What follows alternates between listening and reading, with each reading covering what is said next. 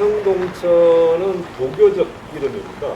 지난 한 3주 전쯤 백운동천은 첫 번째로 시작을 하셨는데 그 청계천의 상류의 두 물줄기 중에 이제 두 번째 물줄기로 볼 수 있겠고요. 경복궁을 중심으로 본다면 서쪽에 인왕산하고 백악하고 그 사이를 흘러내리는 게 이제 백운동천이고, 이쪽은 그 백악과 성균관대 바로 뒷산 윤봉이라고 하는데요. 그 봉우리 사이에 있는 그 물길을 따라서 쭉 시작되는 게 이제 삼청동천입니다.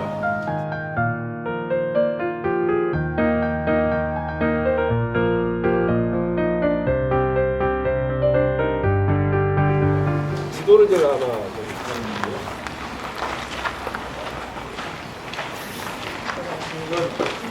이성환 대표님 이걸 좀 보시고 저한테 보고 공부를 해오라고 해서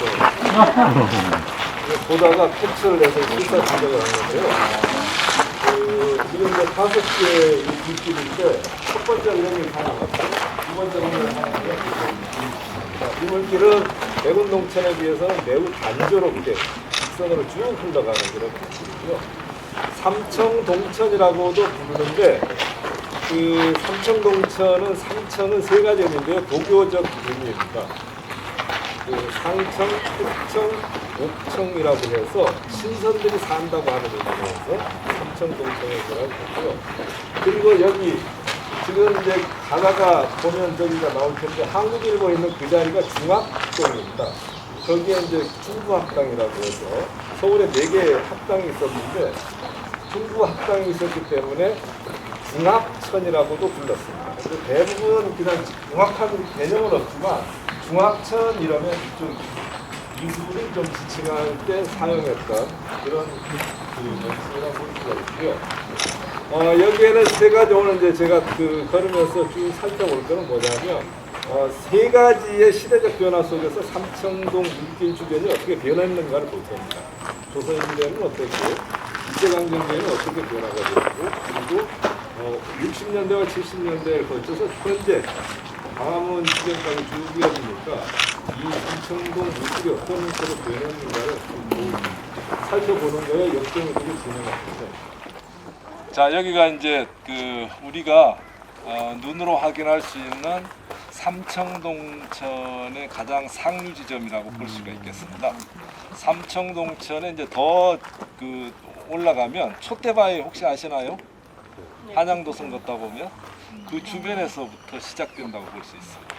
그래서 삼청공원에서 확인할 수 있는 삼청동천의 첫 시작점은 이 부분이다, 이렇게 눈으로 확인하고 할 수가 있고요. 최근에는 이렇게 이제 홍수, 여름에 이제 집중호우에 대비해서 토사가 쓸려오는 걸 막기 위해서 이렇게 사방 공사를 했습니다. 자, 여기는 이제 지청전 장군 집터입니다. 지청천 장군은 임시정부에서 동물원 안보부의 사령관을 했던 기관이고요. 이때 태어난 시점 바로 저쪽. 그래서 뒤에 있는 건물 저쪽으로 지금 볼 수 있습니다. 이분은 1888년에 태어나서 여기에서 이제 자라다가 1907년 정기 집회하기 위해 일본 군단학교를 가서 한 명까지 되니까 사진학당 직후에 신흥군단학교를 갔습니다. 만주로 가서 독립운동에 투신하고 청산 전투에도 참여했고요. 그 뒤에 임시정부에 참여했다가 이제 많이 알려진 건 한국 광복군 사령관을 맡아서 미국의 OSS하고 합작 군사훈련과 이런 국내 진공작전을 기획했던 그런 군사 책임자이고요. 초대 무임소 장관을 역임했습니다. 무임소 장관이 뭔지 모르시죠? 요즘으로 치면 지금은 없어졌는데 정무장관입니다. 정무장관은 여기 57년은 여기는 이제 화기도감이 이쪽에 있었다고 하는 화기도감입니다. 화기도감은 이제 임진왜란 때 우리가 조총으로 많이 당했잖아요. 일본군한테.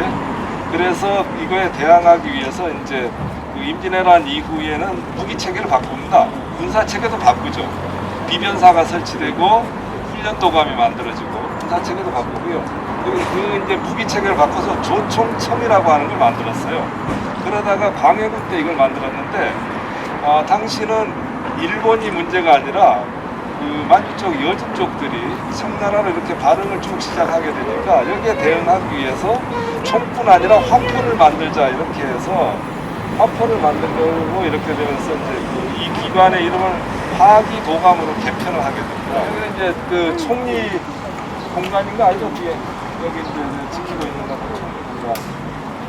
여기는 원래 이제 태화궁터라고 하는데요. 어느 자료를 봤더니 태화궁은 왕자를 뭐 기르던 데다 이런 얘기를 하는데 그러진 않고요.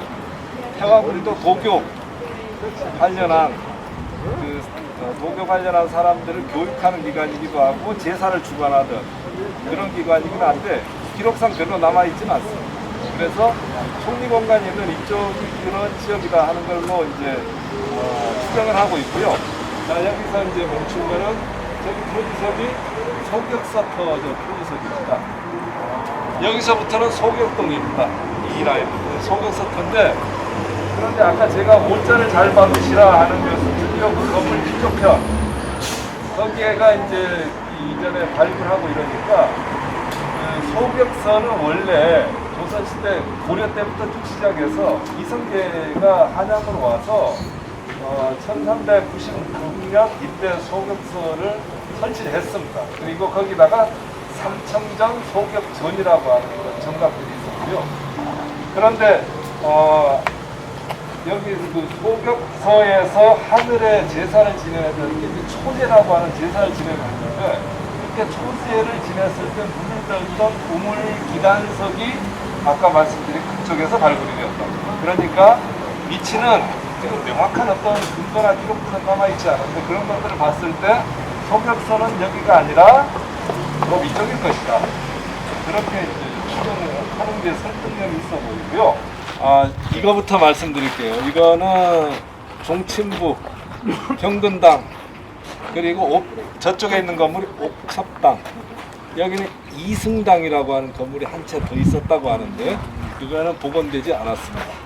여기는 이제 아까 제가 말씀드렸듯이 원래 조선시대는 저쪽 편에 장생원이라고 하는 이제 개국공신이나 이렇게 공신들의 그 초상이나 이런 것들을 서류를 이런 것들을 관리하던 그런 그 기관이 있었고요. 근데 조선 정기에 있었고 그 다음에는 없어졌습니다. 그리고 이제 종부시라고 하는 게 있었어요. 종부시는 뭐냐 하면 그 왕족의 족보를 관리하고 왕족들의 혼례 이런 것들을 관리하는 지금으로 치면은 이제 청와대 제2부속신 가족들 관리하고 이러는 그런 역할을 했던 기관이었다고 볼 수 있고요.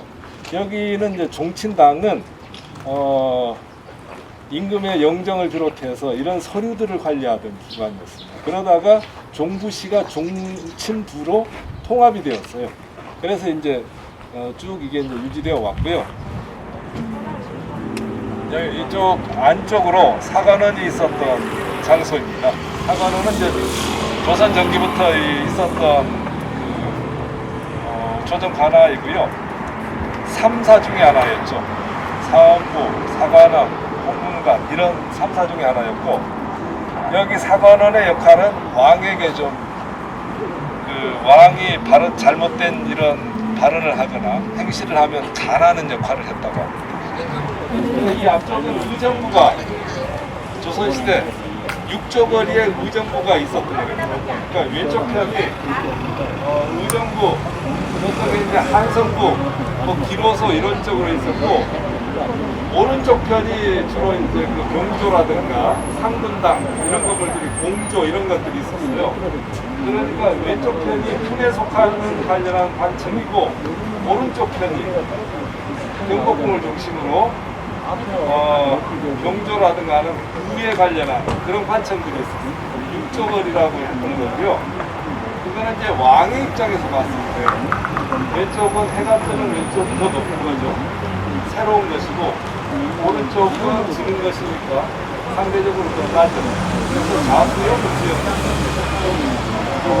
붙여진 이름이기도 한데, 육조거리도 그렇게 관아들이 배치되었다는 걸 말씀드렸고요. 예, 그러면은 또 그 삼청동천, 중학천의 물길이 이렇게 쭉 이어지는 겁니다. 이게 선이에요, 선. 처음에 봤던 데가 쭉 물길이 이어지는 선. 이 주변에 대한 설명이 면입니다. 공간에 대한 이해가. 자, 앞에 보이는 건물은 잘 아시죠? 오른쪽에 보이는 게 대한민국 역사박물관, 왼쪽에 보이는 게 아까 경찰들이 와서 물었던 미 대사관이 있어서 이제 와서 집회하는 거 아니냐 이렇게 물었는데요. 여기는 이 건물은 61년에 2개 건물이 지어집니다. 지어졌고, 땅을 이제 한국 정부가 제공을 했고, 건물 짓는 비용은 그 미국 경제 원조처에서 제공을 해서 지었습니다. 그래서 이제 그 협약에 따르면 이 건물은 대사관이 쓰는 게 아니라 이 경제 원조처가 사용할 수 있다 이렇게 해서 계약이 되었고요. 어떤 그 롯데호텔 건너편 여기에 미 대사관이 있다가 1970년 12월에 미 대사관 여기에 기습적으로 이전을 했어요. 무슨 얘기냐 하면 한국 정부하고 전혀 협의 없이 그냥 이전을 해버렸거든요.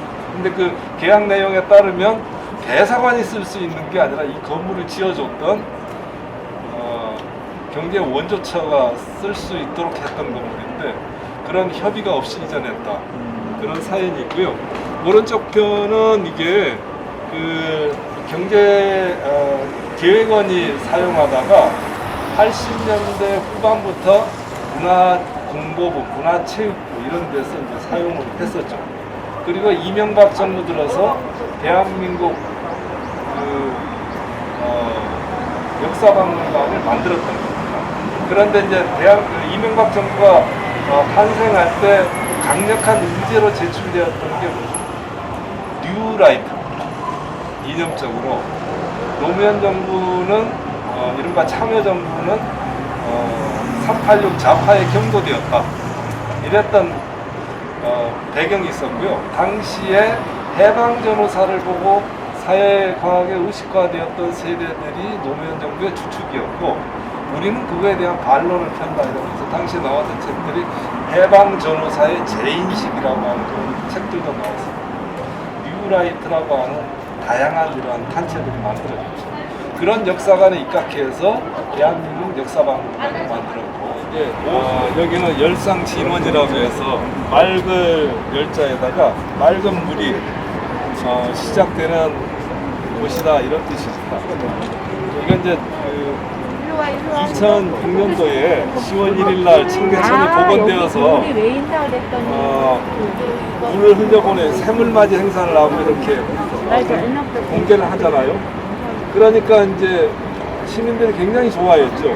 그래서 그거에 기반해서 이명박 시장이 대통령이 될 수 있었던 건데, 그걸 보고서 오세훈 시장도 뭔가 한 건 해야 되겠다 한 겁니다.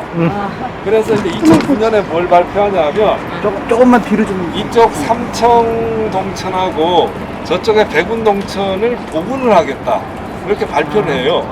그래서 2011년 말까지 한다.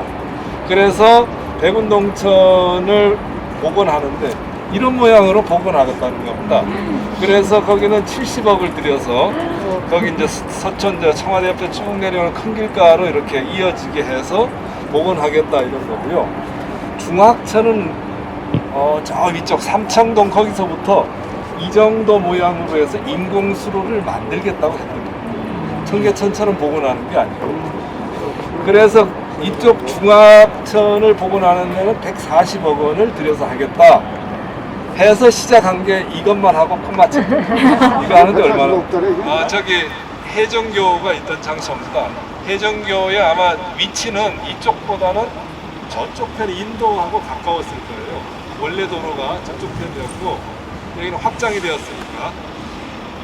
해정교는 어느 방향으로 놓였을까요? 이 길 건너로 이쪽 방향으로? 맞습니다. 이쪽. 여기 물길이 이쪽으로 흘렀으니까 종로 방향으로 건널 수 있도록 나왔던 다리입니다. 이 다리는 그 태종대 이방원이 개경으로 2차 왕자의 난 일으키고 개경으로 갔다가 2차의 왕자의 난 이후에 왕이 되어서 1400년대 다시 한양으로 천도를 해서 그때 당시에 저쪽 종로 2가에 있던 광통교 알죠? 청계천 가다 보면 옛날 다리 복원된 거. 광통교를 건설할 때 이 다리를 같이 건설했다고 해요. 그랬던 다리고요. 해정교라고도 했고 해교라고도 했고 여기 보니까 이제 복청교라고 하는 이름도 있고 이런데요. 이 불렀던 이름이 여러 개가 있습니다. 예, 여기는 포도청전인데요. 포도청에는 좌포도청과 우포도청이 있었어요. 여기는 이제 포도청의 역할은 요즘으로 치면 경찰서 역할을 했어요. 술라를 돌기도 하고 그랬던 기관이고요. 우포도청은 서북부 이쪽을 담당하던 기관이었고 특별히 여기서 기억해야 될 게 뭐냐면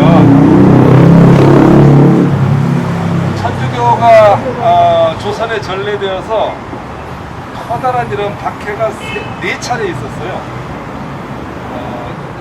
1800년 정조가 죽고 난 다음에 순조가 들어서면서 있었던 신유박해부터 시작해서 그때는 이제 시파와 격파가 시파를 공격하는 신진들을 이렇게 탄압하기 위한 구실로 사용했던 거고 그 뒤에 신유박해, 기해박해, 병호박해 이렇게 있다가 가장 많은 신도들을 죽인 게 1866년 병인박해 때죠. 66년부터 67년, 68년 이때까지 3년에 걸쳐서 대대적으로 많은 사람을 죽이고 양화진에서 한 8,000명 이상을 죽였다고 하는 정확한 기록도 없지만 그런데 여기에서도 마지막으로 기록에 보면 1879년에 두게트 신부와 함께 체포되어서 포도청에서 수감되었던 신자들이 굶주림으로 죽었던 장소다 하는 기록이 있습니다. 자, 여기 이제 청계천까지 왔어요. 여기가 마지막으로 화역이라는 포인트 점입니다. 그래서 점은 봤고요. 물길은 그렇게 쭉 이어진다고 하는 거예요. 여기 이제 이 청계천 모형이 원래 어떤 물길이었는가 하는 걸 이렇게 모형으로 쭉